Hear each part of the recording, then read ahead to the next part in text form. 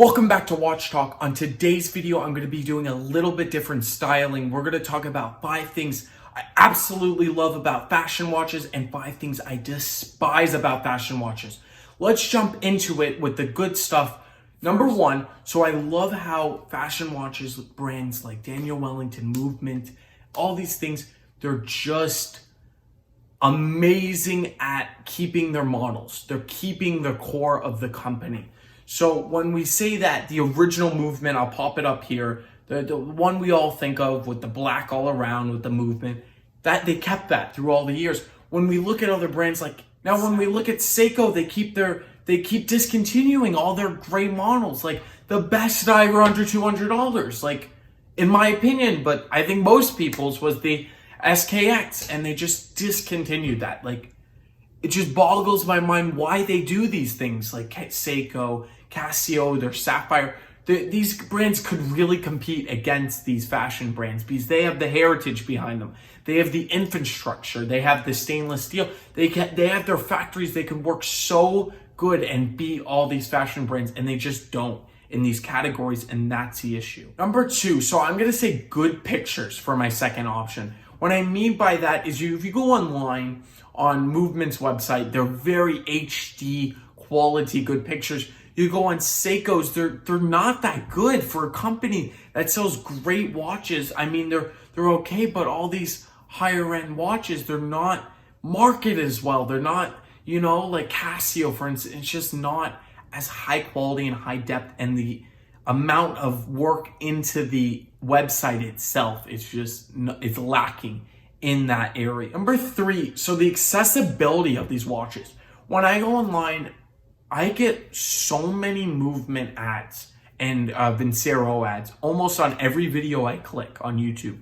When you're getting these ads, it recycles in your brain. Maybe this is a high quality watch. I can go on YouTube, not even Google them, and go on their website and buy a watch in less than 5 minutes. I guarantee you. So just the amount of things to get onto the website, the influencer, for God's sake, look at what they're everywhere out there. They're not going after the movie stars. They're going after the YouTubers, everybody. Number 4, so they get people involved. When something's called Movement, right? You feel like you want to be a part of it. They started on Indiegogo in 2016. Now I'm mentioning Movement a lot, but this is a lot in all the other brands too. This aligns with most fashion brands like it. So when they got involved on Indiegogo 2016, people wanted to sponsor them. They said, yeah, break up that industry, that horrible industry that's out there. All those big players, just destroy them. Go in there, get straight to the direct to customers. $300 watch for $100. Let's do it all. I want to be part of it. I'm putting up some money. So they do that. But when you take a step back, are those horrible corporations, Seiko, Casio, are they really that bad of a company? Are they marked up so bad? Well, let's talk about the same price. You can get a Movement, their original one with the black, I'll show over here. You can get that around $90 to $100, around that. You can go on the Seiko side, Seiko SNK 809. Hopefully they don't discontinue that one, but that's a different story. You can buy that for about $80 on a gray market dealer. That watch has automatic. There's no comparison. We're not even going to compare them. But which one do you think sells faster and sells more? It's the other one. It's the Movement, because of all these things I'm listing. Number 5. So number 5 is their sizing. Their sizing is so amazing. When I go online, the thing is between 40 and 45 millimeters. People like thin quartz movements. That's what they like. That's in style. And they like thin and 40 millimeters. They like these pancake watches. That's what they like. So you're looking on Movement's website. I see them between 40 and 45 millimeters. That's what people like. That's what the young people enjoy. So when they buy these watches, they like them. They look stylish. I think about fashion watches as what they're called, as most, I hope everybody does. They're not investment. If you go buy a Movement brand new, you take it into a jeweler, I don't even think they'll sell it to you for anything. I don't, because it's fashion. You're not going to go into the store after wearing clothes for 1 year and ask for half your money back, you know? So it's the same type of thing. You wear it to match your outfit. If you like that and you don't mind spending something and you have to realize there's a plethora of better options out there, go for it. Go buy your movement for the reasons I listed, because they're so, in these categories, they're just blow my mind compared to all the other companies. Let's jump into the things I don't like. The first thing I don't like is that they mark them up. So essentially, in my mind, you can have your own opinion. They are the middleman. So Movement saying they're not the middleman. They're going straight to you. You go on the website, you order, it comes 2 days. They are the middleman because they go online and they drop ship them to their company from China. They build all their watches in China, which is fine. I love Chinese watches. Hell, I own a Casio G-Shock from China, or that one's from Thailand, but they're made in China. So I don't mind Chinese watches. I think there's great ones out there. But when you're paying $90 to $100, I don't know if this is 100% true, but I've heard around it costs from $10 to $15 to make a Movement watch. 10 to 15 bucks. Their profit margins are higher than like clothes, clothes. Like that's crazy for watches.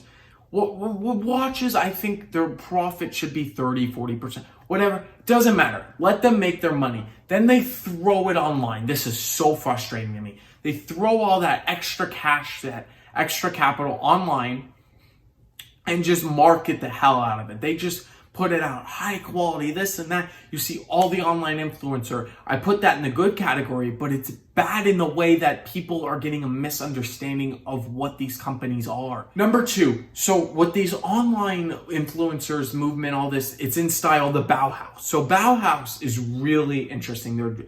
They're up in the Sweden, Denmark. They were very minimalist design, very, very cool. If you go up in the northern countries and just see what real Bauhaus is, because you can get the Braun. Let's talk about Braun for a minute. They have some made in Germany, but they also have the cheaper ones around $100 made in the Far East, like Movement. They are so cool. They are the real original fashion brand, but they're not fashion. They're the real deal with that type of stuff. They're very minimalist. They are the Bauhaus. They are what the real stuff is. They're not marketing them as something they're not. Number three, so with these fashion brands, there is no horology. Now, horology is the history of time. So there's so much horology out there. There's not much substance in these brands. When you're paying $90, Seiko has been around forever. There's a whole story about Seiko. It's just amazing quality watches. And I keep mentioning Seiko. I keep mentioning, you can mention Orient, but Orient's under the Seiko belt. And Vostok. Those three things I think are the best value for money at these lower price tiers. So when you're mentioning these, you're saying, oh, you can go get them. But when you really think about it, Timex just released their... not just released, a couple of years back, they had the Marlin, and they have all these watches that they're around $200 for an automatic watch. Not bad. They don't create their own movements. It's okay. And that you can always get a Seiko better value for money. But with Timex, you're not getting the worst value for money, but you're not getting the best, and you understand that. So that's the whole thing with this. They want to market them like they are good value when they're not. So just be careful out there. So for four, I wanted to talk about they have very lack of new stuff. So when I'm saying new stuff, they created a diver a bit ago and they called it the Mariner. So I saw this, I was looking at their website, I actually put it on because before researching this, I did Movement and Daniel Wellington. I looked at their website and it's called Mariner. Like you couldn't come up with another name. Like it's like serious. You have to steal the styles. I shouldn't say steal. In my opinion, you steal the style. And you just can come up with a name. It's very simple to come up. It just leaves a very bad taste in my mouth, This Rolex Submariner is one of the most copied, I think, watch ever. in the history of watches. I think that design is timeless, amazing. Invicta Pro Diver. They didn't call it the Mariner Pro Diver. No, they called it Invicta. So I at least have more respect for that watch than I do on this watch. The fifth thing, this is huge. So they were talking about how they're cutting out the middleman, this, that, whatever. We all discussed that. They got bought out by Movado. Now, Movado, a friend of mine owns a Movado. If they're, I'm going to be nice. I'm not going to talk about them too much in this video, but they have a crazy history. Let's just put it that way. Movado bought them. Movado bought Movement for 100 million right away, and then 2 payments of 50 million. The guys that started, the 2 guys, they're still there. You know, they're all doing it. And when they happen, when a company like Movado, because their group, they have a bunch of companies, they became what they said they weren't going to be. They became the middleman. They became the big company. They are part of Movado now. They are what they claim to be. Their claim to fame is not being part of one of these major companies, and now they're part of the Movado group. In my opinion, they're liars. They misinform people online about how good they are. If you enjoyed this new type of format, please give me a thumbs up down below, comment, tell me what you thought about this type of video, because I wanted to mix something up. I wanted to have 5 good things, because honestly, when I was going to make this video, I was going to make a rant about just Movement itself. I was going to do that and not give 5 things that they do good. But then I took a moment, I sat back in my chair after researching. I thought to myself, I said, there's got to be something they're doing right if they're making all this kind of money. Like, it's ridiculous how much they're making.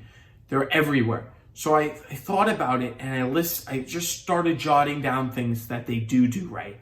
And then I put the things they don't like. So I gave them a fair chance. I think all you out there, I hope if you're on the fence of getting a Movement, just please be careful. Please know what you're getting yourself into. I'm not saying don't buy them. I just want you to know where they are in horology and what their significance is, and lack of their significance, might I say.